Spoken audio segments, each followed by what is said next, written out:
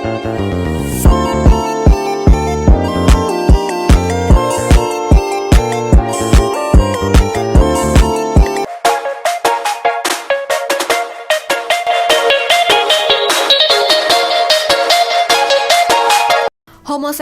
atau hubungan sesama jenis menjadi sebuah kontroversi di zaman ini.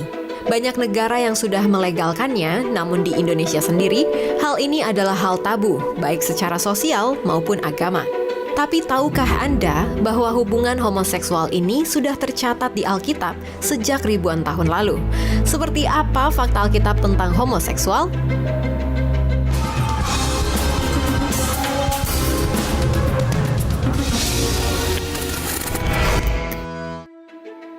Homoseksual dalam Alkitab Perjanjian Lama. Kejadian pasal 19 adalah bagian Alkitab Perjanjian Lama yang menggambarkan adanya perilaku homoseksual. Kisah dalam pasal ini berkaitan dengan Lot dengan orang-orang Sodom dan Gomora. Ketika itu, orang-orang Sodom mengatakan kepada Lot bahwa mereka ingin mengenal dua orang tamu yang Lot sebut sebagai tuan-tuan. Kejadian 19 ayat 2.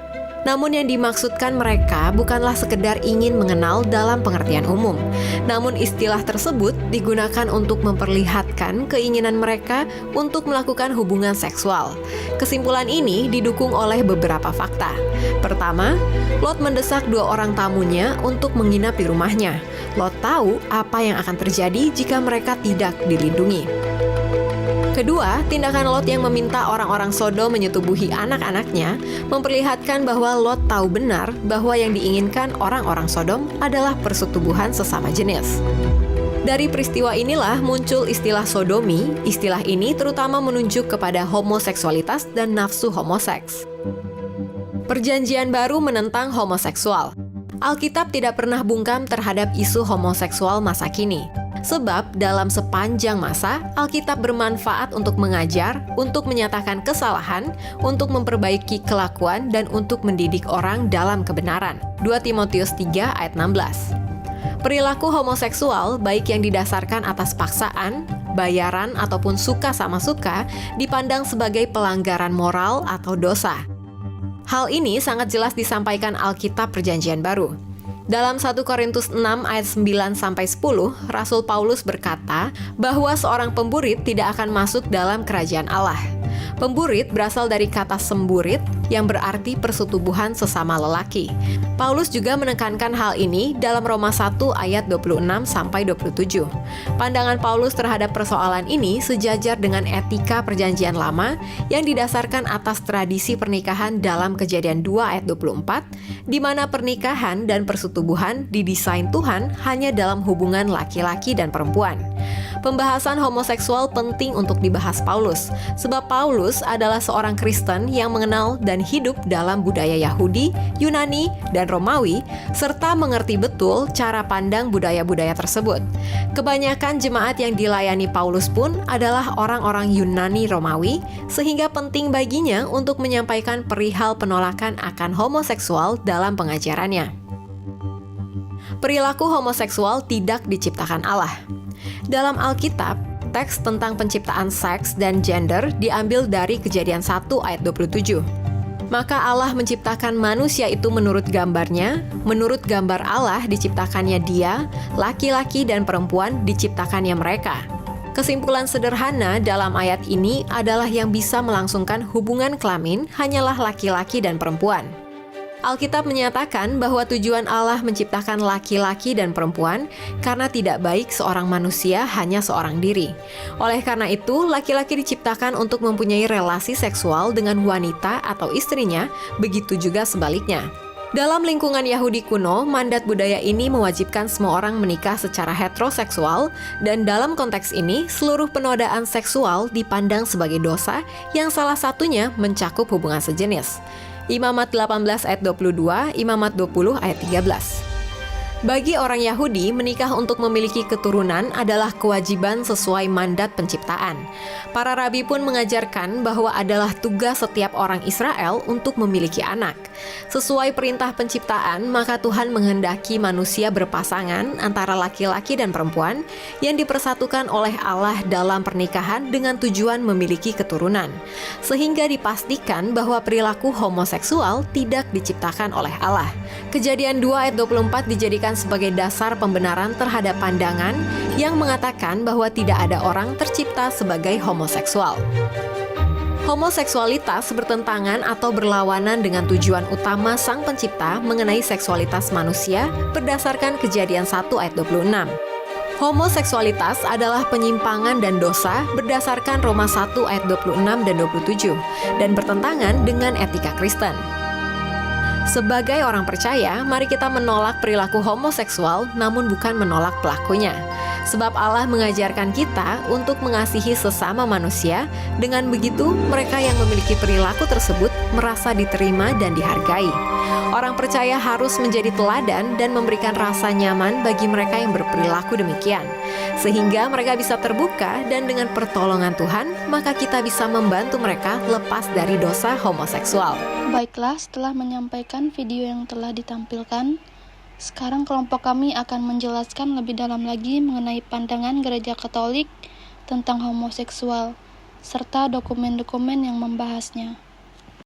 Jadi di sini kelompok kami akan membahas pandangan Gereja Katolik tentang homoseksual. Homoseksual adalah ketertarikan seksual berupa disorientasi pasangan seksualnya, yaitu kecenderungan seseorang untuk melakukan perilaku seksual dengan sesama jenis. Disebut gay bila penderitanya laki-laki dan disebut juga lesbian bila penderitanya perempuan. Menurut PPDGJ 2 atau Depkes RI 1983 mengatakan, homoseksual adalah makna rasa ketertarikan perasaan atau kasih sayang, hubungan perasaan, dan atau secara erotik, baik secara eksklusif terhadap orang-orang yang berjenis kelamin sama, dengan atau tanpa hubungan fisik. Dalam pengertian yang disusun oleh para ahli kedokteran dan psikologi tersebut, memaknai homoseksual bukan sebagai perilaku seksual semata, akan tetapi juga melibatkan adanya unsur emosi dan perasaan. Jenis homoseksual. Homoseksual dibagi menjadi dua jenis. Yang pertama, homoseksual egosintonik. Homo ini yang tidak bisa merasa terganggu oleh orientasi seksualnya. Tidak ada konflik bawah sadar yang ditimbulkan, serta tidak ada desakan, dorongan, atau keinginan untuk mengubah orientasi seksualnya. Yang kedua itu ada homoseksual egodistonik. Homoseksual ini yang mengeluh dan merasa terganggu akibat konflik psikis. Ia senantiasa tidak tahu, sedikit sekali merasa terangsang oleh lawan jenis. Hal itu menghambatnya untuk memulai dan mempertahankan hubungan heteroseksual yang sebetulnya didambakan. Secara terus terang, ia menyatakan dorongan homoseksualnya menyebabkan ia merasa tidak disukai, cemas, dan sedih. Konflik psikis tersebut menyebabkan perasaan bersalah, kesepian, malu, cemas, dan depresi. Terdapat 4 faktor yang menyebabkan terjadinya homoseksual. Yang pertama itu faktor herediter berupa ketidakseimbangan hormon-hormon seks. Contohnya seperti cairan dan kelenjar endokrin pada fase-fase pertumbuhan yang kritis dapat mempengaruhi arah dorongan sekaligus dan tingkah laku. Yang kedua itu pengaruh lingkungan yang tidak baik atau tidak menguntungkan bagi perkembangan kematangan seksual yang normal. Contohnya itu seperti individu yang besar di lingkungan yang terdiri dari para homoseksual yang melakukan prostitusi yang selanjutnya memberikan contoh yang tidak baik bagi perkembangan individu. Yang ketiga, seorang selalu mencari kepuasan relasi homoseksual karena pernah menghayati pengalaman homoseksual yang menggairahkan pada masa remaja. Contohnya seperti laki-laki yang sesama remaja sudah pernah berhubungan seksual dengan laki-laki dan mengalami kepuasan yang sama halnya seperti berhubungan seksual dengan perempuan, sehingga membuat individu tersebut selalu mencari kepuasan yang sama dengan relasi homoseksual. Yang keempat, seorang anak laki-laki pernah mengalami pengalaman traumatis dengan ibu, sehingga timbul kebencian atau antipati terhadap ibu dan berdampak kepada semua wanita. Individu yang mengalami trauma dengan ibu tersebut kemudian memunculkan dorongan menjadi homoseksual yang permanen, sehingga tidak adanya rangsangan atau tertariknya terhadap perempuan. Tahap pembentukan homoseksual. Menurut Trodian, terdapat 3 tahap proses pengakuan atau pembentukan homoseksual, yaitu sensitization. Tahap ini seseorang menyadari bahwa dia berbeda dari laki-laki lain. Yang kedua, dissociation dan signification. Tahap ini menggambarkan terpisahnya perasaan seksual seseorang yang menyadari orientasi dan perilaku seksualnya.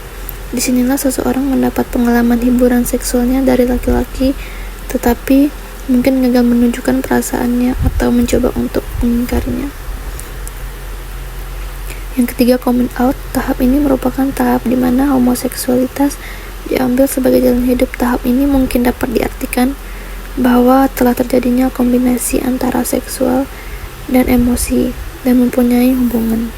Negara yang melegalkan perkawinan secara manis: yang pertama Argentina, Belgium, Brazil, Kanada, Denmark, Ireland, Finland, Prancis, Island, Ireland, Luxembourg, the Netherlands, New Zealand, Norway, Portugal, Scotland, South Africa, Spanyol, Sweden, United States, Uruguay.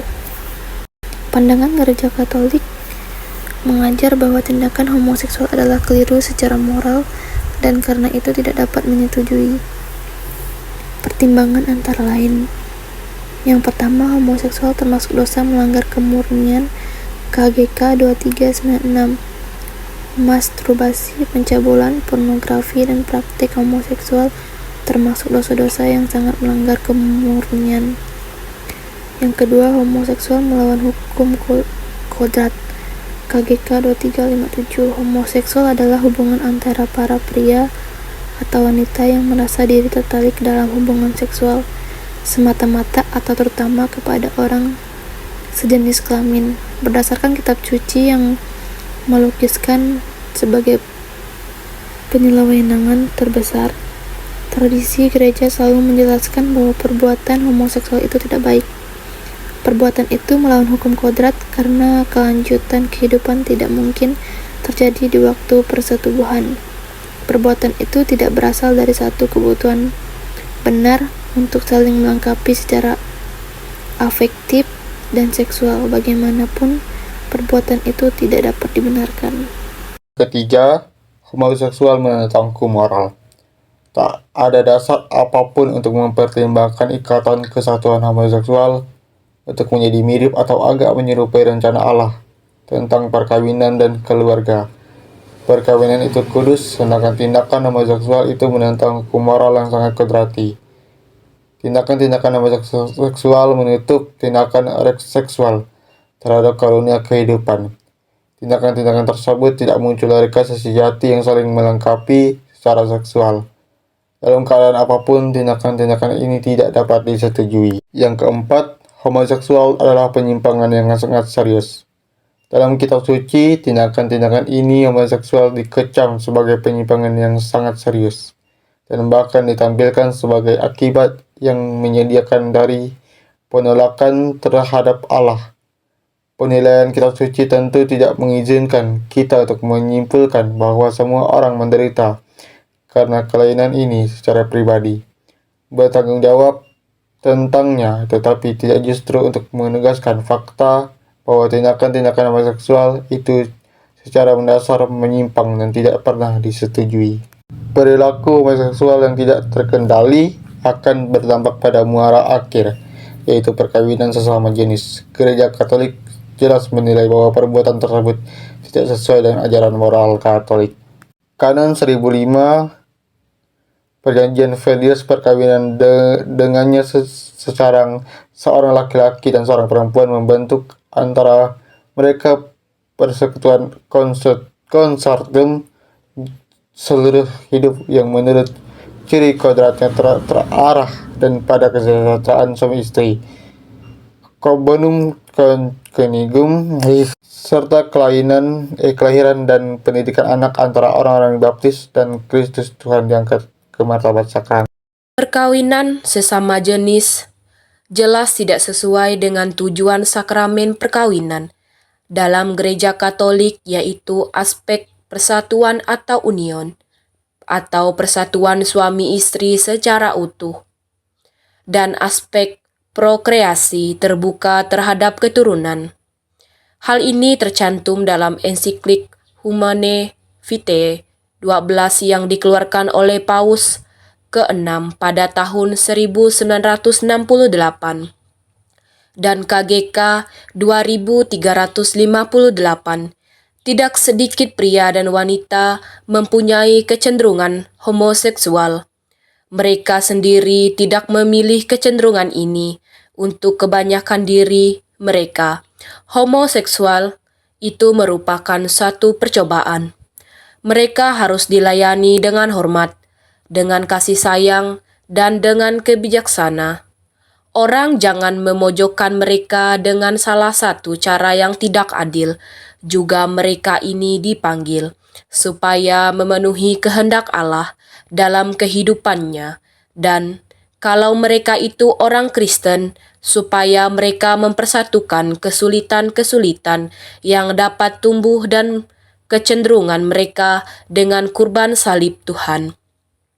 Dan KGK 2359, manusia homoseksual dipanggil untuk hidup murni melalui kebijakan pengadilan diri yang mendidik menuju kemerdekaan batin.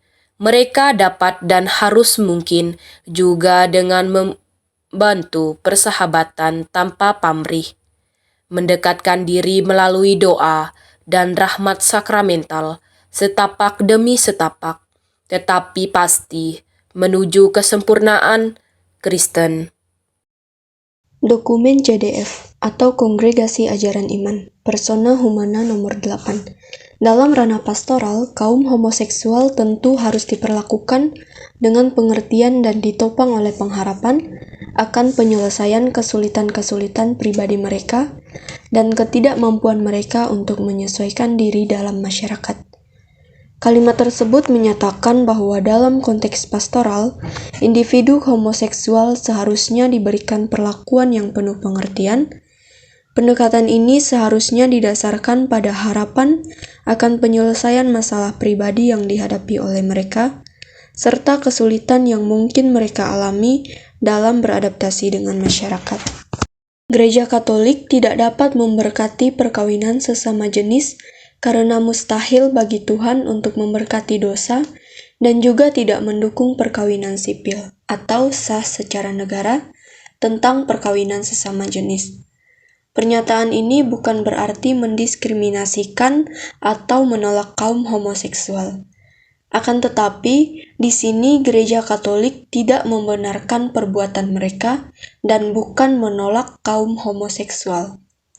Praktik homoseksual perlu kita tolak karena merupakan dosa berat yang melanggar kemurnian. Tetapi di sini, sebagai orang Katolik, kita pastinya harus mengasihani dan menghormati manusianya. Pernyataan Gereja Katolik ini tentunya akan mendapatkan tanggapan positif dan juga akan mendapatkan tanggapan negatif, terutama dari kelompok moderat. Kaum moderat dan homoseksual pasti kecewa dengan sikap Gereja Katolik ini, terutama di negara-negara yang menganut kebebasan manusia. Jadi kesimpulan dari materi kami yaitu Gereja Katolik menilai bahwa tindakan homoseksual tidak sesuai dengan ajaran Gereja Katolik. Pertimbangannya antara lain, yang pertama, homoseksual termasuk dosa melanggar kemurnian. Pernyataan ini mencerminkan pandangan moral atau agama tertentu yang menganggap homoseksualitas sebagai tindakan yang melanggar kemurnian atau norma keagamaan. Yang kedua, homoseksual melawan hukum kodrat. Pernyataan ini mengacu pada sudut pandang yang menganggap homoseksualitas bertentangan dengan hukum kodrat atau tatanan alamiah yang dianggap sebagai ketentuan dasar. Yang ketiga, homoseksual menentang hukum moral.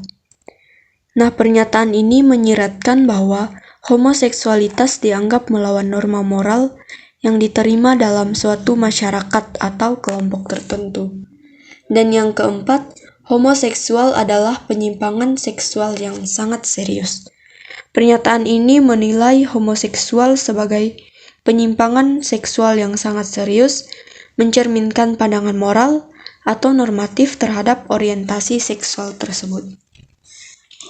Nah, jadi dapat disimpulkan bahwa Gereja Katolik menolak perbuatan homoseksual. Akan tetapi, manusianya perlu kita kasihi dan kita hormati. Jangan sampai memojokkan mereka dengan salah satu cara yang tidak adil.